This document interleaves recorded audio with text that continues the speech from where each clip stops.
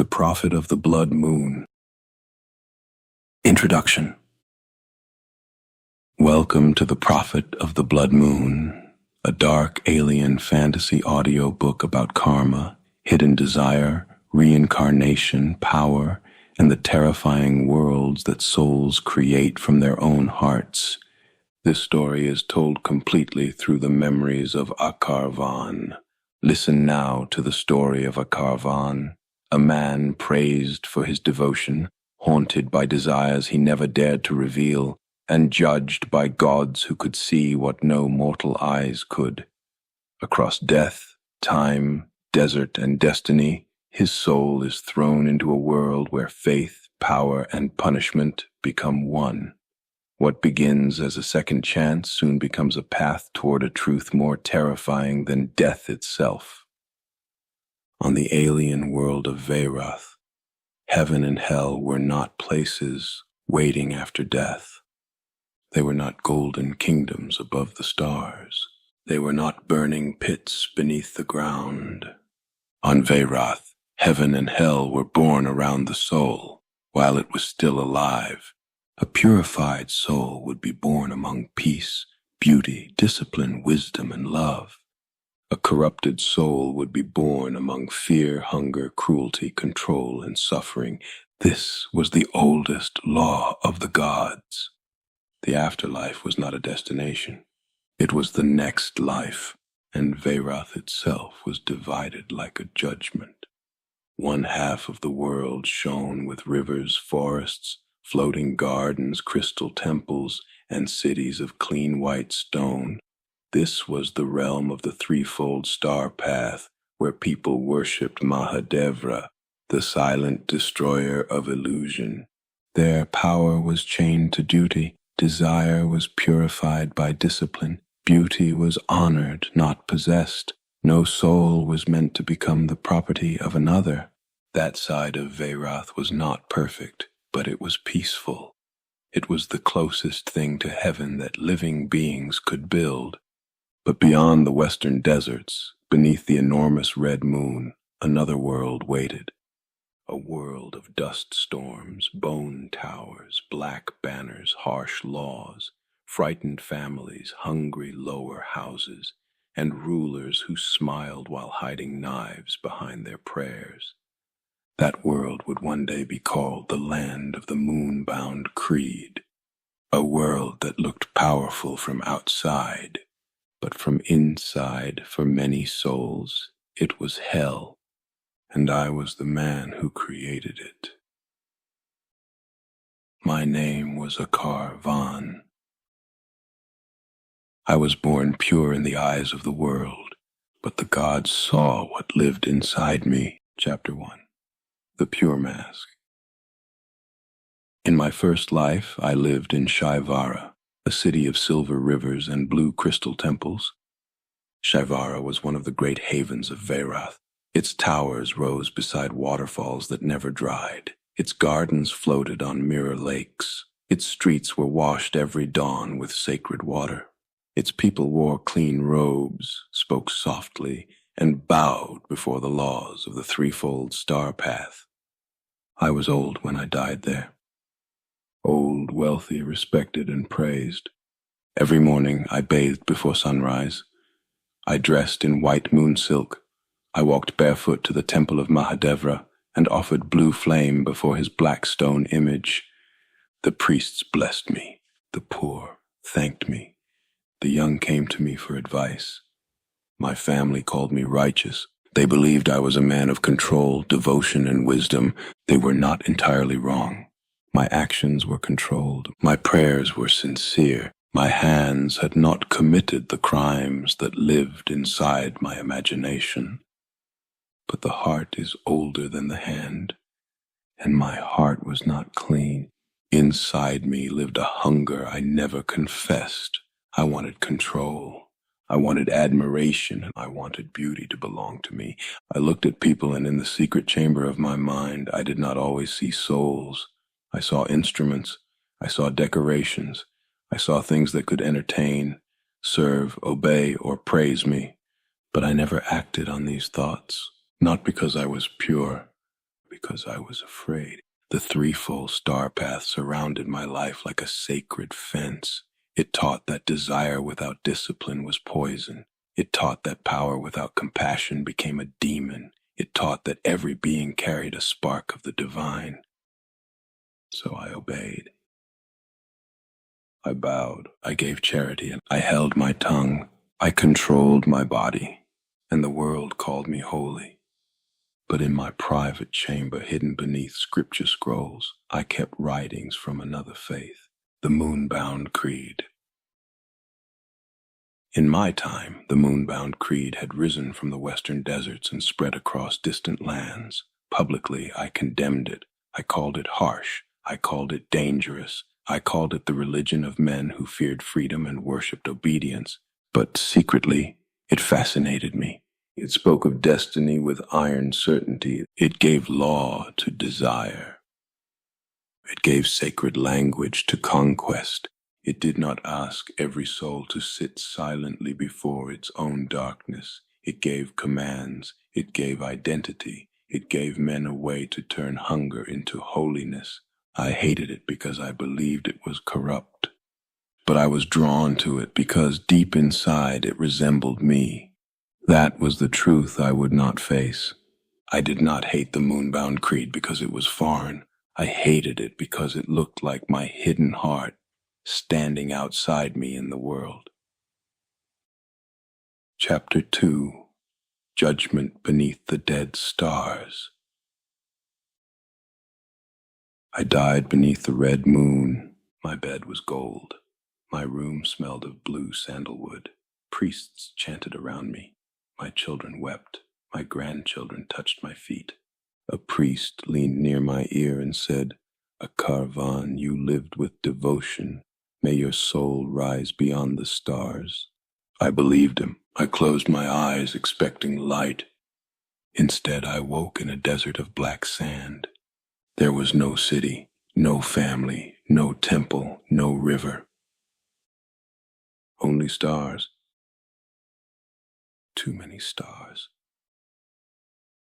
They burned above me like eyes that had never blinked. Then the darkness moved. Before me appeared Mahadevra, not the stone idol I had worshipped, the real one. Vast as night, silent as death, crowned with broken moons. His body was made of cosmic ash, and in his gaze lived the destruction of every illusion I had used to protect myself. Around him stood the judges of karma, flame, water, bone, wind, and memory. I fell to my knees. "My lord," I said, "I served you." Mahadevra did not answer. He only lifted one hand. The sky opened, and I saw my life, not my actions, my thoughts. Every secret desire I had buried, every cruelty that had flashed through me and disappeared before it became speech, every moment when I gave charity while craving praise, every prayer in which I loved my own image more than the God before me. Every time I looked at another living being and quietly made them smaller than myself, I saw the man I had hidden, and the sight of him disgusted me. I shouted, "I never did those things." The desert shook with Mahadevra's voice. "Your hands were clean because fear chained them. Your heart was never free." I trembled. Then anger rose in me, hot and foolish. "I followed your laws," I said. "I worshipped you. I lived pure." Mahadevra answered, "You lived controlled. That is not the same as pure." His words entered me like a blade. I shouted again, "Then your morality is a prison." Mahadevra leaned closer, and the stars behind him bent. "For a beast," he said, "even a fence is mercy." I had no answer. The judges raised their hands. Time opened beneath me. Mahadevra spoke again. You will not go forward. You will go backward. You will enter the age before your hatred had a name. You will remember every darkness you buried, and you will understand the hidden hunger of every soul you meet.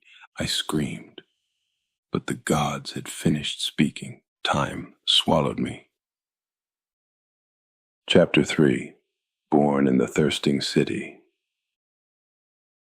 I was born again under twin moons.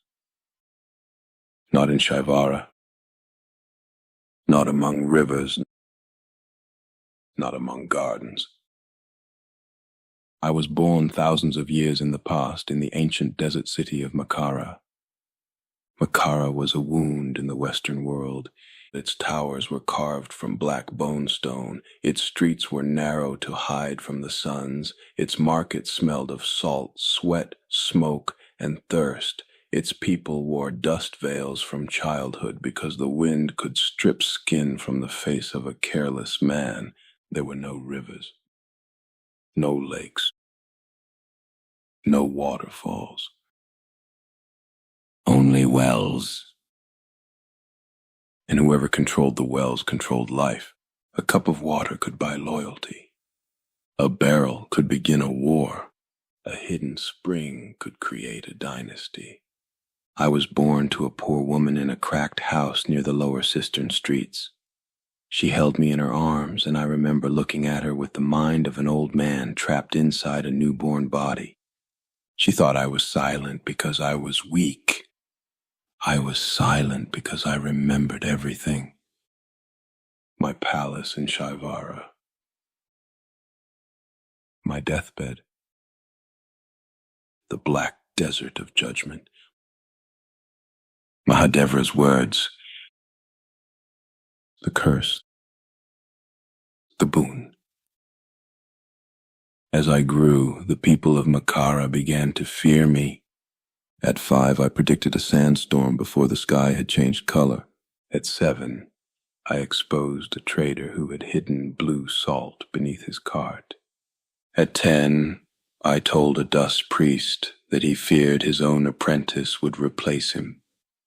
At 12, I watched warriors argue in the market and knew which one would betray the others before the thought had fully formed in his own heart. I could not hear minds as language. My gift was worse. When I looked at a person, I felt the hunger beneath their face. Fear. Greed. Shame. Lust. Ambition. Loneliness. The need to be commanded. The need to command. Mahadevra had given me enlightenment, but I did not use it to become pure. I used it to learn where every soul could be broken. Chapter 4. How to Conquer Need. In those days, Makkara had 4 powers. The well keepers controlled the water vaults. The salt blades sold their swords to whoever paid them in water and metal. The dust priests guarded old rituals and frightened the poor with desert spirits. And below them all were the rootless, the thirsty, the nameless, the forgotten. I had no army, no title, no noble blood. So I conquered need first. I went to the rootless and sat among them in the dust. I drank their bitter water. I listened to their stories. I let them believe I loved them. In truth, I understood them. That was enough. I told them, you are not low. You are chosen by thirst. The green kingdoms are soft because water made them arrogant. The desert burns weakness out of the soul. One day, those who drink from golden rivers will kneel before those who survived without them. They heard dignity. Then I went to the salt blades. Their captain laughed when I approached him. He said, you speak to beggars, now you come to soldiers. I answered, no. I come to men tired of selling death for water. You do not want payment. You want meaning. Follow me, and your hunger will become history. He tried to hide it, but I felt the wound inside him. He did not want to be a hired knife. He wanted to belong to a great story, so I gave him one. Then I went to the young dust priests, the ones ignored by their elders. I told them, "The old priests gave you dead rituals. I will give you a living flame." They listened, because ignored men always listen to whoever calls them chosen. Last I went to the well-keepers. I did not threaten them. I praised them. Then I poisoned them with suspicion. To one lord I said, "Your cousin has counted your guards." To another I said, "Your brother has purchased poison." To a third I said, "The others smile because they have already agreed to remove you." Some of it was true, some of it was not. But fear does not need truth, only direction. Within 1 year, the poor loved me. Within 2 years, the warriors guarded me. Within 3 years, the priests repeated my words. And the well-keepers, who had ruled Makkara for generations, began to look at one another as enemies. I had not yet declared a religion, but I had already built a nation inside their hearts. Chapter 5, the first lie spoken as revelation. When I was 27, I walked into the forbidden dunes beyond Makkara. The people believed no one could survive there. They were almost right. Under those dunes lived the Karun, great insect beasts that moved beneath the sand like buried mountains. Their young followed heat. Their elders followed vibration. Entire caravans had vanished because a foolish traveler struck the ground too loudly at dusk. I did not go there to die. I went there to create a miracle. From my first life, I remembered stories of the moon-bound creed. Its future legends spoke of a desert prophet who vanished beneath the red moon and returned with revelation. At that time, I believed I was imitating the future. I thought I was stealing from the religion I hated so I could use its power against the gods. I did not understand. I was not imitating history. I was creating it. For 7 days I stayed in the dunes. I burned my skin. I tore my robe. I painted my eyes with the blue venom of desert beetles so they would glow at night. I studied the Karun hatchlings and guided them with hidden firestones beneath my robe. On the 7th night, during a red eclipse, I returned to Makkara. The whole city had gathered at the black steps. They thought I was dead. Then I appeared through the storm. Burned, bloodied, eyes glowing blue. And behind me walked 3 Karun hatchlings. The city fell silent. The dust priests trembled. The salt blades lowered their swords. The rootless dropped to their knees. I climbed the black steps and raised my wounded hand. Then I spoke the first great lie of my second life. "The red moon opened," I said. "Behind it, I saw the crimson veil. The old spirits are masks. The green kings are thieves. The desert is not cursed. The desert is chosen." That night I founded the Crimson Veil.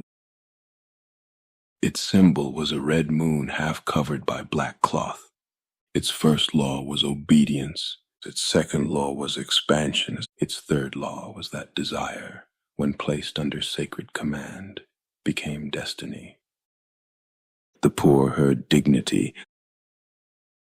The warriors heard conquest. The priests heard authority. The corrupt heard permission, and I heard power waking beneath them all. Chapter 6, the Mother Cistern. A prophet with only words is fragile. A prophet with water is a ruler. The ancient tunnels beneath Makkara had been abandoned for centuries. The dust priests called them cursed. The well-keepers forbade anyone to enter. But from future histories, I remembered a secret Makkara itself had forgotten. Beneath the city slept the Mother Cistern, a black underground lake large enough to feed an empire. I led my followers into the tunnels with red lamps and iron hooks. We crossed insect-carved passages, old bones, dry wells and chambers full of blind white roots. Then we heard it. Water. Not drops. Waves. When we entered the cavern, my followers fell to their knees. The mother cistern stretched into darkness like a buried sea. One of them whispered, "A miracle." I looked at the water and said, "No, a weapon." The next morning, the rootless drank freely for the first time in their lives. Children laughed with wet faces. Mothers filled clay jars without begging. Old men wept because they had survived long enough to taste abundance. They called me savior. The well-keepers called me thief. Both names were useful. I invited the water lords to council. They arrived wearing silk veils and gold rings, pretending they still possessed power. One said, "You cannot rule Makkara. You are not of the water houses." I poured a bowl of water and drank slowly. Then I said, "You ruled the wells. I found the source." Silence filled the hall. I offered them a choice. Join the Crimson Veil and keep honor. Refuse and thirst would teach obedience. Half joined, half refused. By dawn their wells were sealed with red wax and guarded by salt blades. I did not slaughter them. I waited. 3 days later, thirst defeated what swords had not touched. Makkara became mine, not because I had conquered every street, because I had conquered the thing every street needed. Chapter 7. Turning Sand into Strategy. The Green Kingdoms laughed when Makkara rose. They had rivers, we had thirst. They had farms, we had dunes. They had walls, ships, gardens, metals, trained armies, and generations of wealth. We had sand, so I turned sand into strategy. I built 3 forces. The first were the veiled walkers. Spies, assassins, messengers, healers, traders, singers, servants, pilgrims. They entered the water havens without banners and without threats. They did not attack cities. They loosened them.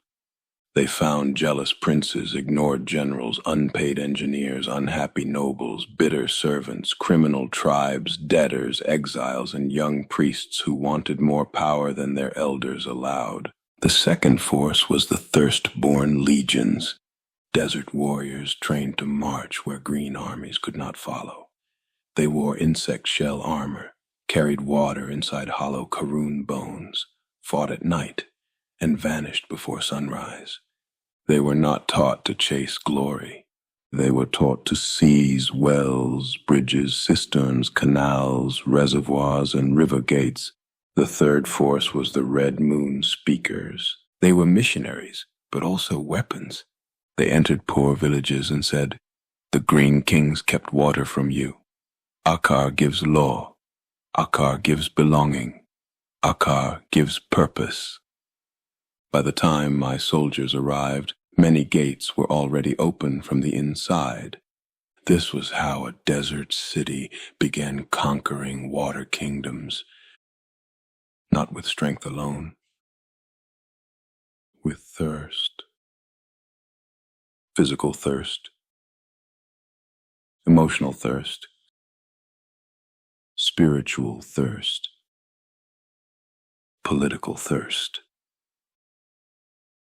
Every soul wants something. The wise learn to purify that want.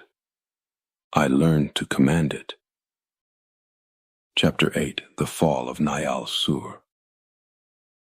The first water haven to fall was Nyal Sur. It was a city built around 7 waterfalls. Its walls were white. Its gardens floated on blue lakes. Its bridges shone in the morning mist. Its people perfumed their hair with lotus oil and believed no desert army could ever touch them. Their king laughed when he heard I was coming. "Let the sand prophet come," he said. "His men will die staring at our walls." But I did not attack his walls. I attacked his water. Months before my army arrived, the veiled walkers had entered Nile Sur disguised as merchants, healers, and canal workers.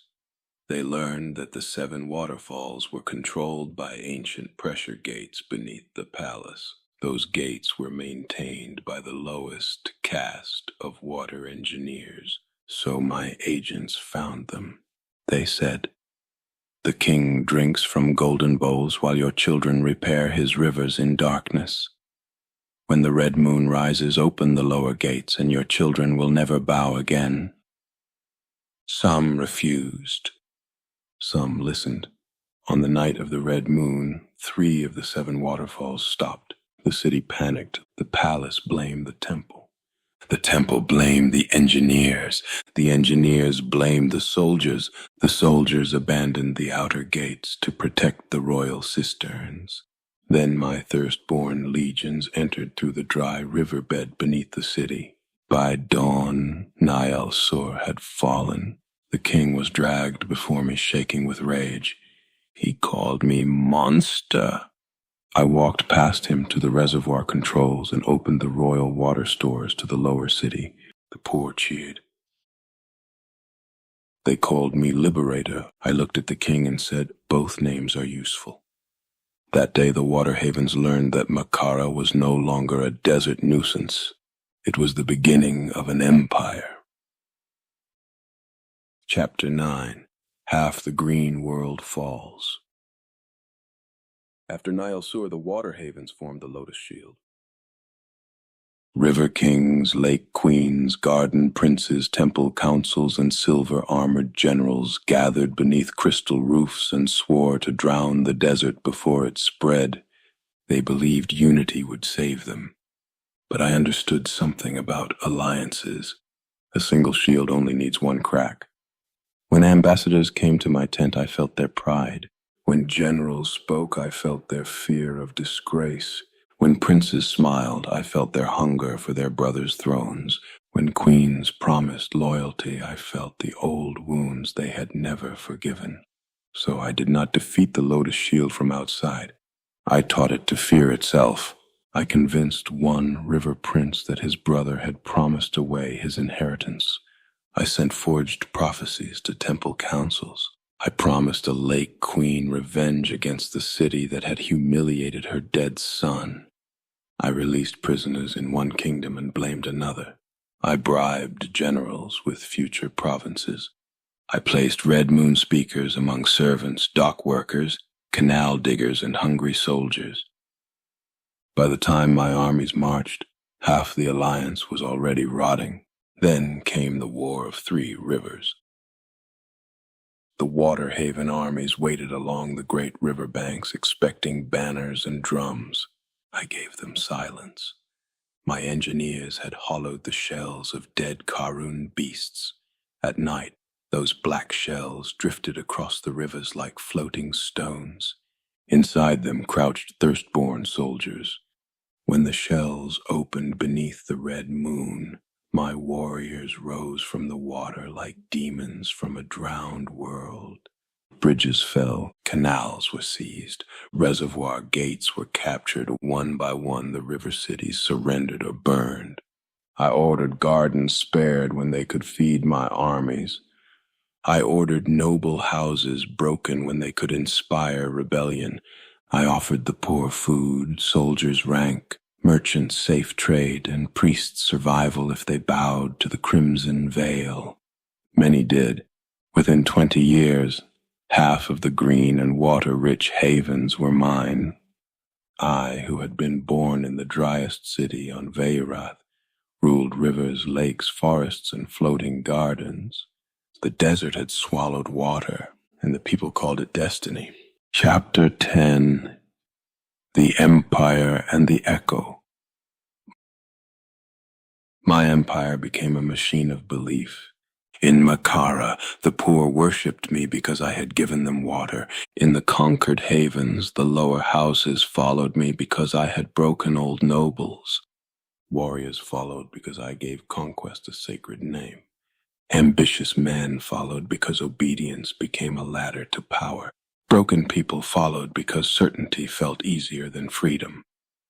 I built temples without idols, only red veils hanging before empty flame altars. I told them, the divine truth cannot be seen, it must be obeyed. The phrase spread. Children memorized it. Soldiers died shouting it. Priests carved it into conquered stone. I became the first voice behind the veil. Yet as I grew old, peace did not come. The empire praised me, but my sleep became thin. The scriptures my scribes wrote began to frighten me. The symbols seemed too familiar. The laws seemed too familiar. The holy city. The desert prophet. The moon banner. The conquest of waterlands. The law of obedience. One night, in the red palace of Makkara, a scribe read my teachings aloud. He said, the divine truth cannot be seen, it must be obeyed. My blood went cold. I had heard those words before. Not in this life. In my first life. Thousands of years in the future. From the mouths of moon-bound creed priests. I dismissed the scribes and sat alone until dawn. Then the truth rose inside me like a second death. The moon-bound creed had not inspired me. I had created its ancient root. The religion I hated in the future was the child of my own anger. The faith I secretly desired was the shape of my own hidden heart. I had not copied history. I had become history. Chapter 11. The God Who Waited. I climbed the black rocks outside Makkara, the same rocks where I had first lied about revelation. Below me, Makkara burned with temple fire. Beyond it stretched the conquered rivers. Beyond them, the broken havens. I shouted into the sky, Mahadevra. The desert became silent.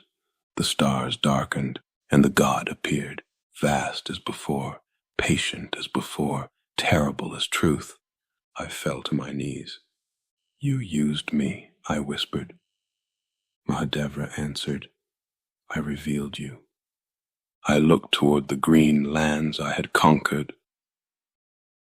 I poisoned Veyrath. The god said, you gathered the poisoned. I did not understand, so he opened time. First I saw Veyrath before the moon-bound creed. I saw the lands of the threefold star path glowing like heaven. River cities, gentle families, wise rulers, disciplined warriors, women teaching scripture in temples, children meditating beside lakes, and people using worship to purify themselves instead of command others. There was pain there, yes, but pain was not worshipped. There was desire, yes, but desire was not made into law. There was ambition, yes, but ambition was chained to duty. Then the vision changed, and I saw hidden souls, thousands of them, then millions. Men and women who lived peacefully only because peaceful society restrained them. Priests who loved authority more than truth. Nobles who smiled while craving domination. Merchants who would sell any soul if law allowed it. Warriors who obeyed the trident path but secretly longed for cruelty. People like me. Outwardly moral. Inwardly corrupt. Mahadevra spoke. Before the moonbound creed, there was no living world fit to reveal and punish such souls. The peaceful lands purified those who wished to be purified, but those who only pretended to be pure remained hidden. I turned to him slowly. So you let the crimson veil form? Mahadevra said, we allowed it, not because it was truth, not because darkness defeated light, but because hidden corruption needed a world shaped like itself. I stepped back. No, the god continued. The worst souls would be born in its lowest houses. There, they would taste the cruelty they once desired for others. I saw poor families crushed by fear, hunger, law, and humiliation. Souls like you would be born in higher houses, Mahadevra said, to rule the prison while still trapped inside it. I saw rulers, judges, commanders, and priests. They had wealth but no peace, power but no purity, status but no freedom. Their palaces were decorated prisons, their crowns were golden chains.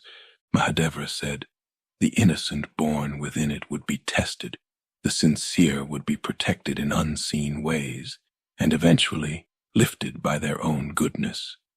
Then he showed me kind souls inside harsh lands, a mother sharing food, a soldier sparing a child, a girl hiding forbidden compassion, an old man praying without hatred. I wept because the truth was larger than my guilt. Then heaven and hell, I began. Mahadevra answered, are not after death. He pointed east. I saw the peaceful lands of the threefold star path. Heaven is built by purified souls while they live. He pointed west. I saw the moon-bound lands, fear, hierarchy, hunger, control, obedience without love, law without compassion, power without purity. Hell is built by corrupted souls while they live. I collapsed. I thought I was taking revenge on the gods. Mahadevra said, you were serving karma. I thought I was building a kingdom. You were building a prison. My hands shook before me. Hands that had opened reservoirs, hands that had signed laws, hands that had blessed armies, hands that had conquered half the green world, hands that had created the beginning of what I once hated. I whispered, can I undo it? Mahadevra was silent. That silence was the answer. Chapter 12. The Final Rebirth. I died before sunrise. My followers found my body beneath the red moon and declared that I had ascended behind the crimson veil. They built a shrine on the black rocks. They turned my fear into prophecy, my silence into scripture, my death into victory. But I did not ascend.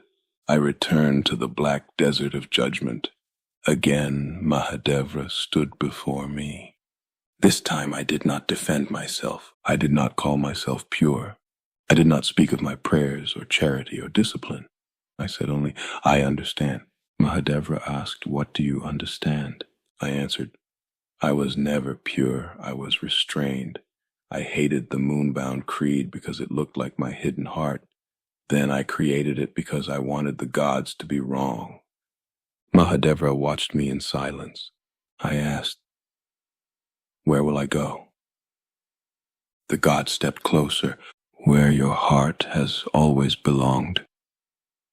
And I was born again, thousands of years later, in the future. Inside the moon-bound creed, not as a prophet, not as an emperor, not as a conqueror. I was born into a high family of judges and commanders. At first I thought it was mercy. I had silk robes, tutors, servants, guards, and authority. But as I grew, I understood. I was surrounded by souls like myself. Polite outside, rotten inside. Every smile hid calculation. Every prayer hid ambition. Every alliance hid betrayal. Every law hid hunger for control. Below my palace, lower families suffered beneath the system I had once created. The poor were chained by weakness. The powerful were chained by corruption. No one was free. This was the punishment of the moon-bound creed. The worst souls suffered openly in the lowest houses. Souls like mine ruled from higher houses, but rule itself became another form of hell, because rulers of hell are still inside hell. And beyond the red moon, Mahadevra watched, not with hatred, with patience. The gods did not want me destroyed, and they wanted me emptied. Only when a soul stops calling darkness divine can purification begin. Final words. I was born in thirst, yet I conquered the lands of water. I was given enlightenment, yet I chose manipulation. I thought I had created a weapon against the gods, but the gods had only given my hidden darkness a throne. Heaven was never after death. Hell was never beneath the ground. Both were born wherever souls made them. The peaceful built heaven while they lived. The corrupted built hell and called it holy. And when my empire was complete, the gods sent me back into it. This is the law of Veyrath. No soul escapes the world it creates, but every soul may one day stop creating it. End.